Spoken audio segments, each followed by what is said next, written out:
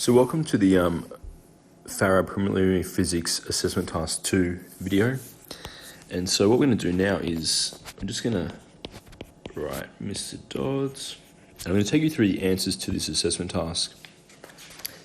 So the assessment task had 6 different sections. I'm going to go through these sections one by one and go through the answers. So if you look at question number 1, what we're focusing on here is looking at a Hot Wheels car launching horizontally from a ramp. The ramp's got a height of 0.73 meters, and the car actually lands on the ground 1.14 meters away. So the few things we need to calculate in this question are the total time of flight of the car's horizontal velocity. But then this third part of the question looks at, all right, whereabouts are we going to place a bucket to catch the car if that bucket was a little bit back from the landing ramp? So the first thing we want to do is actually write down our equations of motion. So we're going to write these up in the corner here. We're just going to write V equals U plus AT. V squared equals U squared plus 2AS. And delta Y equals UT plus a half AT squared. So we're going to keep them up in the corner, and they're going to help us to solve this question.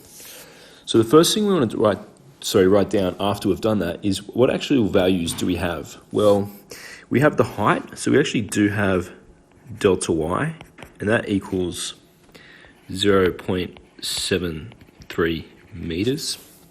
And we also have delta X, the range, and that is equal to 1.16 meters. Now, I know that's not the same as 1.14 as it's shown in the question here, but we actually changed it to 1.16. So to calculate the time of the flight of the car, we need to use the equation delta Y equals UT plus a half AT squared. Now, because the initial velocity of the projectile in the y coordinates is 0, we actually get delta Y equals 0 plus a half AT squared, because U initially is 0. Now we can actually rearrange this equation to get T squared equals delta Y divided by a half A. That then becomes T equals the square root of delta Y over a half A. Plugging in our values for this, we get T equals the square root of, now our delta Y, as we can see there in the question, is 0.73 meters. And obviously a half A is going to be a half times 9.8. So 0.5 times 9.8. And if we put that in our calculator, square root of 0.73 over a half times 9.8, we actually get the total time of flight. Excuse me. And that time is equal to 0.385978743. Now we're going to round that time to 2 decimal places, and it's going to be 0.39 seconds. And just so we don't lose ourselves in our working out there, I'm just going to highlight that. And once we've done that, we should write that in our answer up here, 0.39 seconds. Excellent. So now we're going to focus on the next part of the question, which is calculating the horizontal velocity. So, UX, the horizontal velocity, is simply distance divided by time, which is equal to 1.16 meters divided by 0.39. And if we plugged it in our calculator, 1.16 divided by 0.39, we get 2.974358974. Once again, rounding to two decimal places, we're going to go 2.97 meters per second. Once again, we don't want to lose what we're doing here, so we're going to highlight that. We're going to come back up here and we're going to put that answer in, 2.97 meters per second. That's its horizontal velocity. Now, for the purpose of this question, I'm going to bring the bucket back 30 centimeters from the finish. And so the equation we're going to have to do here is calculate the new time.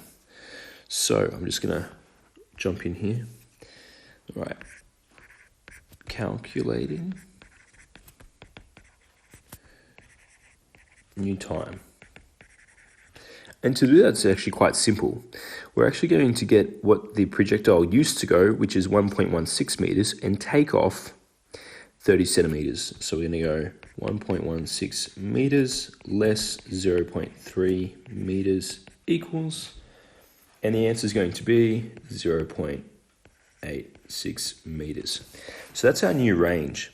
To find the time, we just simply get the distance that we want the projectile to go divided by the velocity, which is 0.86 meters, divided by, now because horizontal velocity is constant, we're just going to go divided by 2.97 meters per second. Put that in our calculator.